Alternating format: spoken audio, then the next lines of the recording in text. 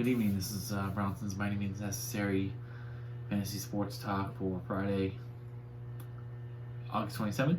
We're going to do quarterbacks today. My quarterback preseason preview, preseason breakdown, spikes, yikes, top 10 guys who are going undrafted, who I think have a lot of value or some value and should be picked.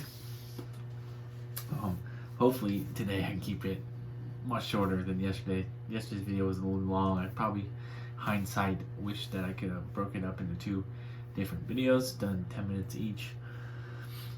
And yeah, it took like 14 hours to post, so I don't know why it randomly does that sometimes, so it makes the information that I'm trying to get out in a timely manner, kind of useless. But today I don't have nearly as much to talk about. I don't have 10 minutes of rambling to do.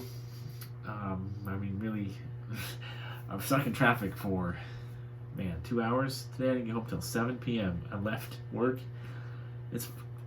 I think it's partly my fault. I don't know what happened.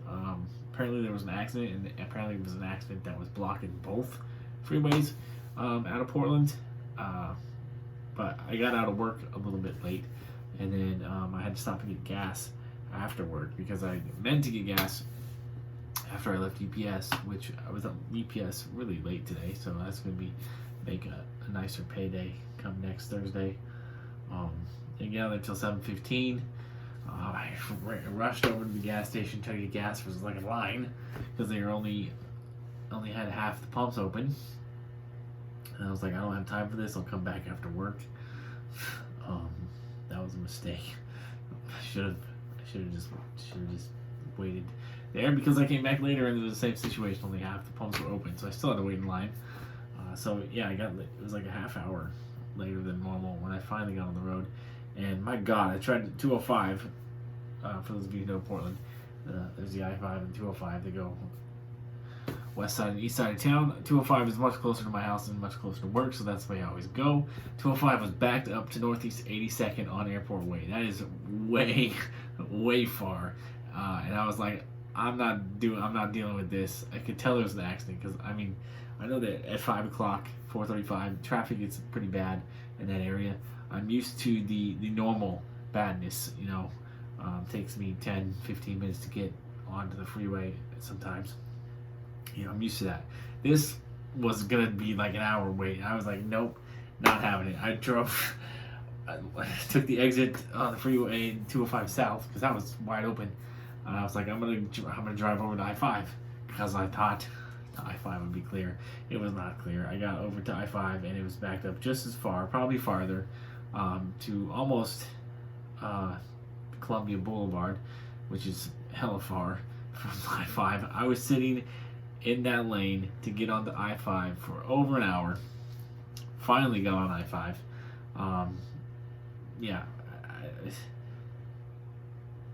I can't believe there's an accident that was blocking both freeways because they're kind of far apart. So I don't know what the hell was going on. Something was going on. It must have been an accident. The only thing I can think of is it must have been an accident up by Salmon Creek.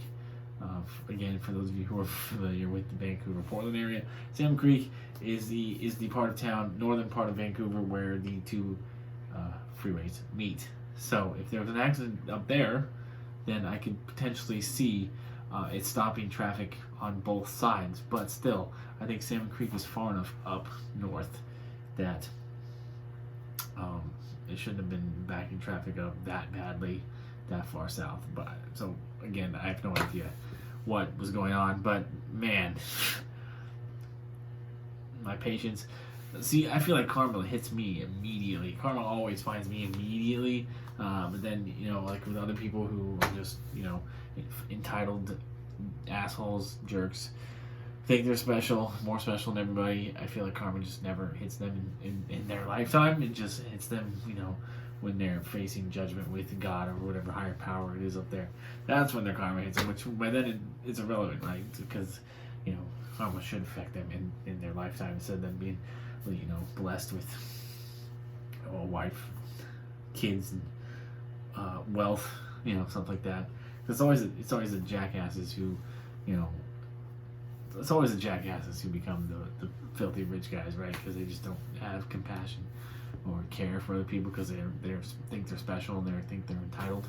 They don't take no for an answer, which is the tenaciousness is can be a good thing, but being an asshole usually gets you filthy rich, and then you don't karma doesn't hit you. But that's irrelevant. Let's move on to the sports. Not a good streaming day tomorrow after 2 back-to-back really strong streaming days on Thursday and Friday. Saturday will be less so.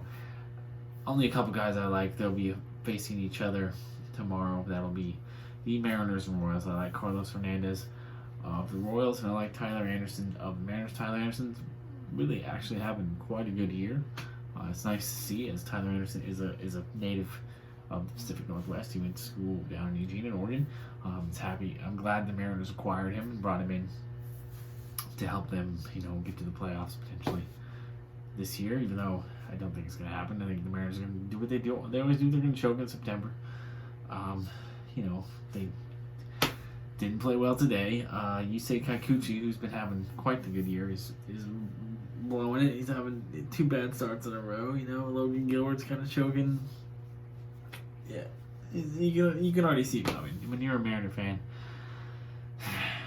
it's just the expectation. You try to have no expectations, and they still disappoint you. So, but I'm still going to the game next Wednesday to watch them play the Asterisks. Hopefully they get a hostile greeting. I want the game with the Mariners and the Astros to feel like a hockey match, because I'm not a big hockey fan really. I can't watch it on TV, but I did go to a Portland Winterhawks match once, and man, that was absolutely the best environment, the best sporting event that I've ever attended in my life. I absolutely loved it. That's the kind of crowd, that's the kind of hostility, a hockey crowd, a European soccer crowd. That's the kind of, crowd I want in Seattle when the Astros come to town for me on Wednesday. But yeah, that's it for the baseball. We're kind of phasing out baseball as we're getting into the draft football season.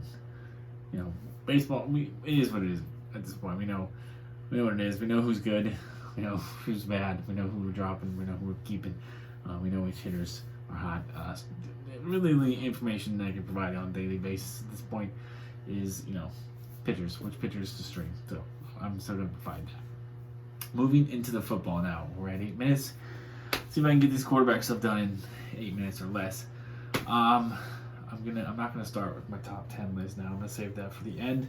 But real quickly, I just want to say I wore my Justin Herbert shirt today. I thought that'd be pretty fitting for the quarterbacks today. I'm really high on Justin Herbert this year. I didn't really want to reveal that. I think it's a strategic disadvantage for me to reveal that, because I know that I have friends and competitors who are going to watch this video, and they're going to see, oh, well, Bronson really likes Justin Herbert. I'm going to have to snipe him on Justin Herbert now.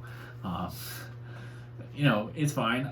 Even though I'm really high on Justin Herbert, it's not going to ruin my draft if I don't get him, because I have made a habit of not falling in love with players. I fall in love with value at the position. So if I get Herbert, great. If I don't, fine. I'm probably, it's probably better for my team not to get Justin Herbert, honestly, because I have having a real problem with the Week 7 bye. Justin Herbert is not helping that when I'm getting Herbert as my quarterback, because he's like a Week 7 bye. So, but Herbert, real high on Justin Herbert. I set that out there. I bought this shirt, for my birthday last year, before he even played it down in the NFL. I was a real big believer in Justin Herbert, and I'm so glad to see him living up to, changing the narrative around Oregon quarterbacks and stuff like that. So good for him. Real proud of him. Keep ascending, young man. And real quickly, I got to talk about Aaron Rodgers, because in this spot last year, preseason, I really bashed him. Really, he was just coming off a down year. He was getting older. new coach, new offense. Nobody really saw that coming last year, right? So, but I guess maybe we should have, because Aaron Rodgers is great, one of the greatest of all time. He's been a top 10 quarterback every year of his career that he's been healthy, from the majority of the games. So we should have suspected that he would be at least top 10 last year. There's no way in our minds we could have foreseen him being top 2, but yeah, he made me eat my words. He made me eat crow not only once, not only because I was wrong, completely wrong about Aaron Rodgers last year, but because he's a Green Bay Packer too. So as a Vikings fan, I not only had to watch him succeed as a fan of football, but I also had to watch him succeed as a analyst of fantasy and be completely wrong about him every single game. So I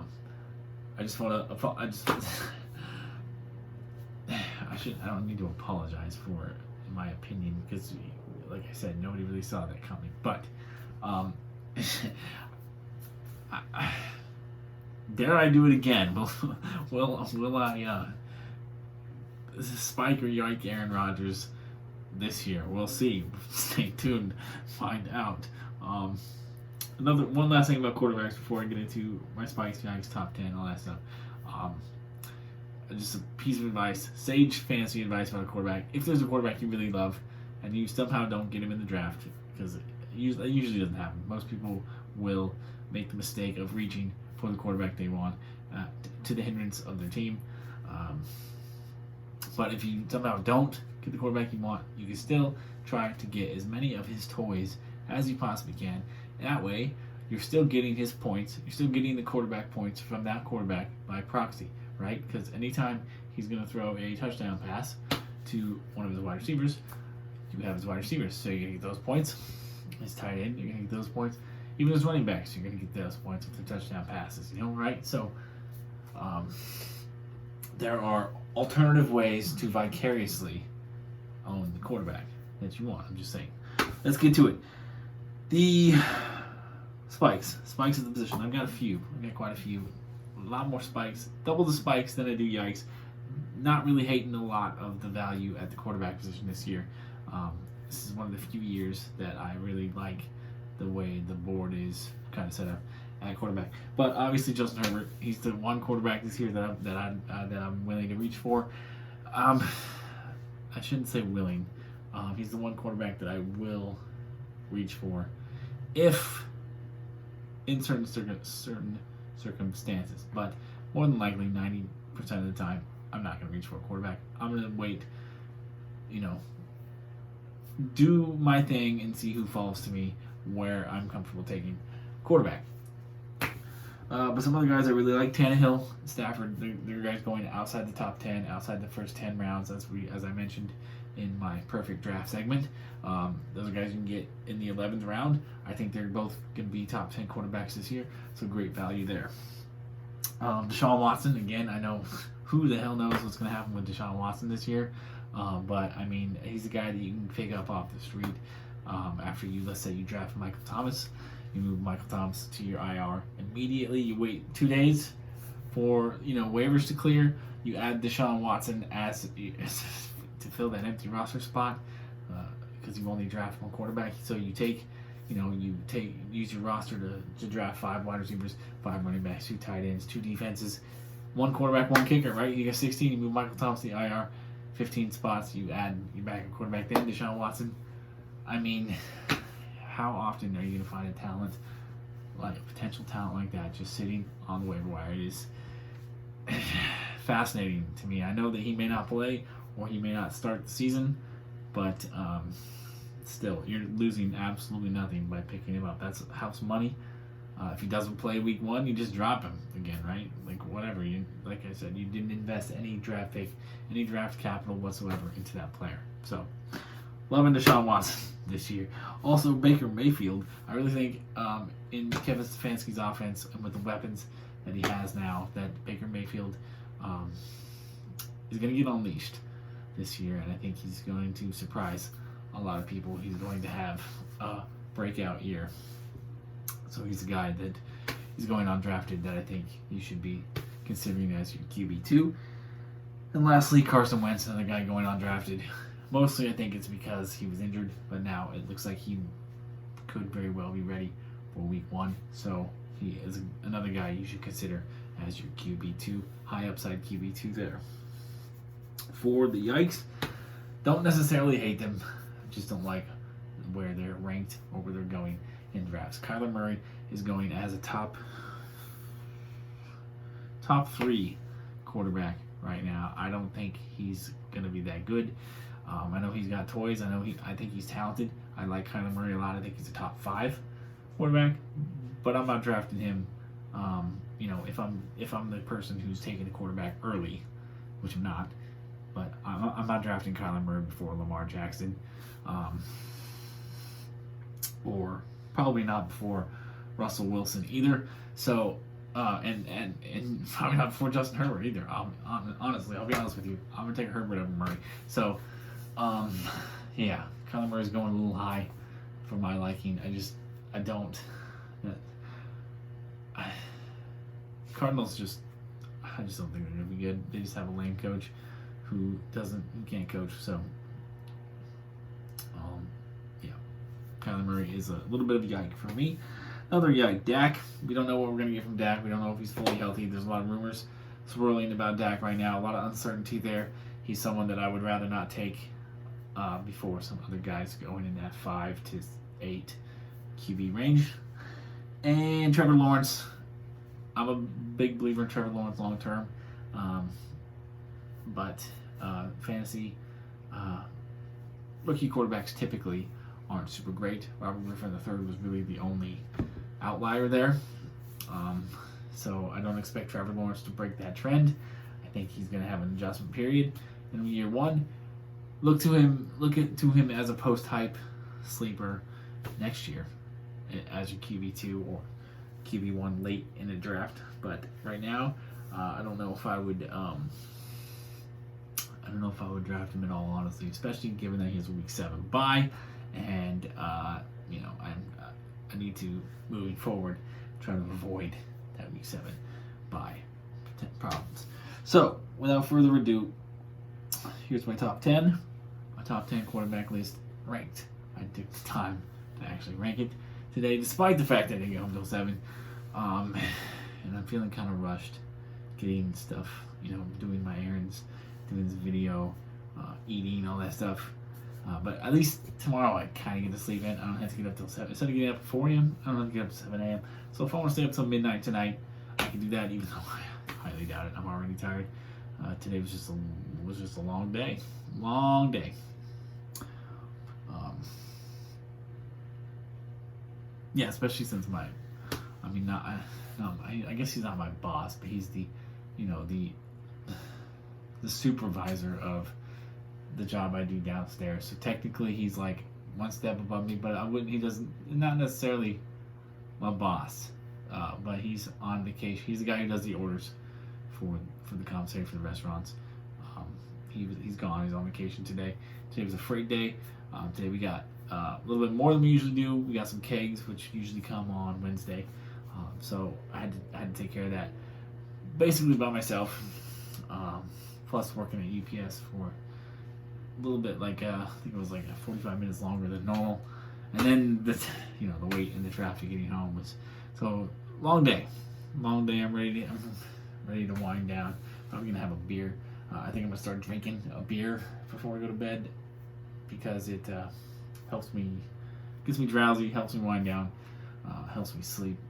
But yeah, we're at 19 minutes. Let's get this top 10 busted out real quick. Number 1, Patrick Mahomes. Like I said last year, Patrick Mahomes is probably going to be number 1 fantasy quarterback for the next 10 years. Number 1 again this year. Number 2, Josh Allen. Josh Allen I could easily see him finishing the year ahead of Mahomes this year and winning an MVP. But for now, I got him at 2. 3, Lamar Jackson. I still don't think Lamar Jackson can throw, even though the Ravens seemingly tried to address that and get him some weapons. He's not a very good quarterback in this way. He's a good quarterback running the ball. He's going to get 1,000 yards rushing. That's going to keep him in the top 3. 4, I got Russell Wilson. I just think Metcalf and Lockett are just one of the best wide receiver duos out there, and Russell Wilson just doesn't miss games, doesn't miss snaps. Very durable, very consistent. 5, I'm going Kyler Murray. 6, Justin Herbert. 7, I'm putting Aaron Rodgers at 7. I still think he's gonna be a top 10 guy, but I don't think he's gonna be anywhere near top 2 like he was last year. Dak, I'm putting Dak at 8, even though there's a lot of uncertainty there. 9, I'm going Ryan Tannehill. Very underrated, very disrespected in fantasy draft. It's time to give Ryan Tannehill the respect that he has rightfully earned. And lastly, at 10, Matthew Stafford. So that's the whole video. I ended up being longer than yesterday, so I would imagine this video is probably going to take 14 hours to post. But anyway, I'm just going to sign off real quickly. Peace, love, and nacho fries.